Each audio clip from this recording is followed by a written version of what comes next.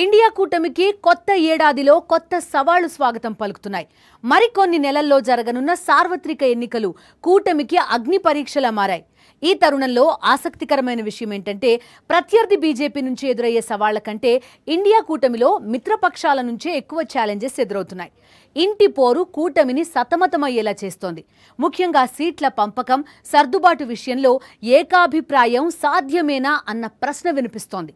ఇదే సమయంలో విపక్ష ఇండియా కూటమి కన్వీనర్గా నితీష్ కుమార్ పేరు తెరపైకి వచ్చింది. ఇంతకీ కొత్త ఏడాదిలో ఇండియా కూటమికి ఎదురయ్యే కొత్త సవాళ్లేంటి? సీట్ల సర్దుబాటులో ఏకాభిప్రాయం సాధ్యమేనా? కూటమిలో ఒంటరి పోరుకు మొగ్గు చూపిస్తున్న పార్టీలేవి? కేంద్రంలోని ఎన్డీఏ సర్కారును గద్దెదింపేందుకు విపక్షాలన్నీ ఏకమై ఇండియా అనే పేరుతో కూటమిని పెట్టుకున్నాయి. యునైటెడ్ వి స్టాండ్ అన్నారే కానీ ఐక్యత మాత్రం కొరవడింది. మొదటి నుంచి ఒకరితో ఒకరికి సఖ్యత లేదు.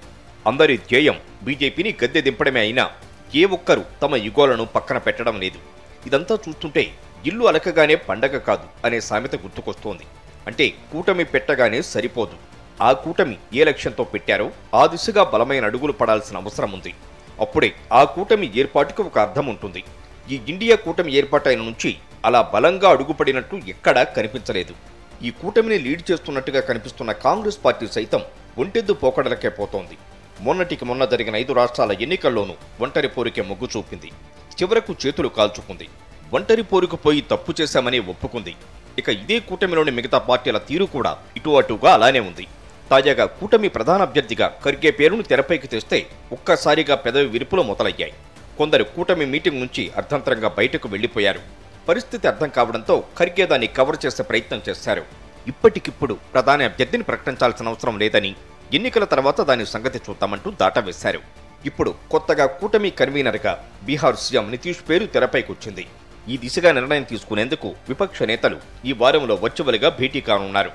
ప్రతిపాదిత నియామకంపై కాంగ్రెస్ ఇప్పటికే ఆర్జేడీ చీఫ్ లాలూ ప్రసాద్ యాదవ్, నితీష్ కుమార్లతో సంప్రదింపులు జరపడంతో పాటు ఇతర భాగస్వామ్య పక్షాలను విశ్వాసంలోకి తీసుకున్నట్టు తెలుస్తోంది.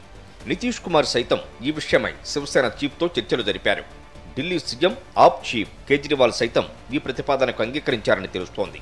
అయితే తీరా పేరు అఫీషియల్గా ప్రకటించాక ఎవరో ఒకరు ఎదురు తిరగరన్న నమ్మకమైతే లేదు. కూటమి కన్వీనర్లు, ప్రధాని అభ్యర్థి సంగతి కాసేపు పక్కన పెడితే కొత్త ఏడాదిలో ఇండియా కూటమి ముందు కొత్త సవాళ్లు ఎదురు చూస్తున్నాయి. అటు వరుసగా 3వ సారి గెలుపొంది హ్యాట్రిక్ సృష్టించడమే కాదు, 3 సార్లు దేశ ప్రధానిగా పనిచేసిన పండిట్ జవహర్లాల్ నెహ్రూ పేరిట ఉన్న రికార్డును సమం చేయాలన్న ప్రయత్నాల్లో కమలనాథులు ఉంటే, ఇటు కూటమి మాత్రం ఇంటిపోరుతో సతమతమవుతోంది. ముఖ్యంగా సీట్ల పంపకం, సర్దుబాటు విషయంలో మిత్రపక్షాల్లోని శివసేన అంటే ఉద్ధవ్ ఠాక్రే వర్గం, తృణమూల్ కాంగ్రెస్, ఆమ్ ఆద్మీ పార్టీ, సమాజ్వాదీ పార్టీలతో కొత్త తలనొప్పులు తప్పేలా లేవు. అయితే ఎన్నికలు దగ్గర పడుతున్న వేళ ఎంత తొందరగా వీలైతే అంత తొందరగా సీట్ల పంపకాలు చేయాలని చూస్తున్నారు. ఈ క్రమంలో వివిధ రాష్ట్రాల నాయకత్వంతో సమావేశాలు, సంప్రదింపులు మొదలుపెట్టారు. అక్కడి నుంచి ఫీడ్బ్యాక్, గ్రౌండ్ రిపోర్ట్ ఆధారంగా కూటమి పొత్తులపై తుది నిర్ణయం తీసుకోవాలని కాంగ్రెస్ ఆలోచిస్తోంది. దేశవ్యాప్తంగా 300 సీట్లకు తగ్గకుండా పోటీ చేయాలన్నది కాంగ్రెస్ ఆలోచన. దేశంలోని 10 రాష్ట్రాల్లో ఒంటరిగా, మరో 9 రాష్ట్రాల్లో కూటమిగా జట్టు కట్టి పోటీ చేయాలని నిర్ణయించినట్టు తెలుస్తోంది. సీట్ల సర్దుబాటుకు సంబంధించి ముకుల్ వాస్నిక్, అశోక్ గెహ్లోట్, భూపేష్ బఘేల్, సల్మాన్ ఖుర్షీద్, మోహన్ ప్రకాశ్లతో ఏర్పాటైన 5 సభ్యుల ఏఐసీసీ బృందం రాష్ట్రాల వారీగా నేతలతో భేటీ అవుతోంది. ముఖ్యంగా 10 రాష్ట్రాల్లో కూటమి పక్షాలతో సీట్ల పంపకాలపై వారి అభిప్రాయాలు స్వీకరిస్తోంది. అయితే ముఖ్యంగా మహారాష్ట్ర, పశ్చిమ బెంగాల్, జమ్మూ కశ్మీర్లలో సీట్ల పంపకాల అంశం కాంగ్రెస్కు పరీక్ష పెడుతోంది. వెస్ట్ బెంగాల్ విషయానికొస్తే సీట్ల పంపకాలు పీటముడిలా కనిపిస్తున్నాయి.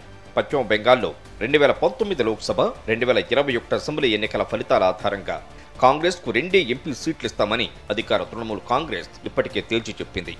మిగతా 40 చోట్ల తామే పోటీ చేస్తామంటోంది. అవసరమైతే ఆ 2 సీట్లు కూడా ఇవ్వకుండా ఉండడమే బెటర్ అనేది దీది ఆలోచనగా కనిపిస్తోంది. అయితే ఇంత మాత్రానికి అసలు కూటమిలెందుకు, పొత్తులెందుకు అనేది కాంగ్రెస్ పార్టీ ప్రశ్న. అయితే వామపక్షాలతో పొత్తు పెట్టుకుని ఎక్కువ సీట్లలో పోటీ చేయాలన్న ఆలోచనలో ఉంది హస్తం పార్టీ. ఇక బీహార్ విషయానికొస్తే 2019 ఎన్నికల్లో కాంగ్రెస్ కేవలం 1 సీటు మాత్రమే గెలిచింది. దాన్ని దృష్టిలో ఉంచుకుని ఈసారి కాంగ్రెస్కు కేవలం 6 సీట్లు మాత్రమే ఇస్తామని నితీష్ కుమార్ కుండబద్దలు కొట్టడం కాంగ్రెస్కు మింగుడు పడడం లేదు. ఇక జేడీయూ 23, ఆర్జేడీ 9 స్థానాల్లో పోటీకి ఆసక్తి చూపిస్తున్నాయి. మహారాష్ట్రలో మొత్తం 48 లోక్సభ స్థానాలు ఉన్నాయి. దీనిలో ఉద్ధవ్ సేన 23, మరో మిత్రపక్షం ఎన్సీపీ 20 సీట్లు కోరుతున్నాయి. అదే జరిగితే కాంగ్రెస్కు దక్కేవి కేవలం 5 సీట్లు మాత్రమే. ఇక ఢిల్లీ, పంజాబ్లో అధికారంలో ఉన్న ఆమ్ ఆద్మీ పార్టీతో పొత్తు మాటెత్తితేనే స్థానిక కాంగ్రెస్ నాయకులు బొగ్గమంటున్నారు. ఈ 2 రాష్ట్రాల్లో కాంగ్రెస్, ఆమ్ ఆద్మీ పార్టీలు రాజకీయంగా ప్రత్యర్థులుగా ఉన్నాయి. అటు కశ్మీర్లో మెజార్టీ స్థానాల్లో పోటీకి కాంగ్రెస్ నేతలు ప్రయత్నిస్తున్నారు.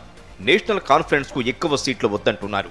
ఇదే తరహాలో కేరళలో కాంగ్రెస్, కమ్యూనిస్టుల మధ్య వైరం ఉంది. అదే మాదిరిగా బెంగాల్లో తృణమూల్ కాంగ్రెస్ కు, కమ్యూనిస్టులకు మధ్య తీవ్ర వైరం నెలకొని ఉంది. అటు యూపీలో పరిస్థితి వేరేలా ఉంది.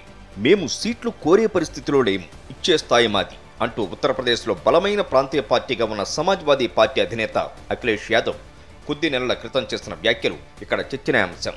బీజేపీ, కాంగ్రెస్ మాత్రమే ప్రత్యర్థిగా ఉన్న రాష్ట్రాల్లో పరిస్థితి ఎలా ఉన్నా కాంగ్రెస్ బలహీనంగా ఉన్న యూపీ, పంజాబ్, ఢిల్లీ, మహారాష్ట్ర, పశ్చిమ బెంగాల్లో పొత్తు, సీట్ల సర్దుబాటు పీటముడిగా మారే అవకాశాలు స్పష్టంగా కనిపిస్తున్నాయి. మరికొన్ని రాష్ట్రాల్లో మిత్రపక్షాల సఖ్యత లేదు. తాజాగా బీహార్లో జేడీయూ, ఆర్జేడీ మధ్య చిచ్చు మొదలైంది. ఇలాంటి స్థితిలో కూటమి భాగస్వామ్య పార్టీల మధ్య సీట్ల పంపకం కాంగ్రెస్ పార్టీకి అతిపెద్ద సవాల్గా మారింది. దీన్ని పరిష్కరించడంపైనే గెలుపోటములు ఆధారపడేలా ఉన్నాయి.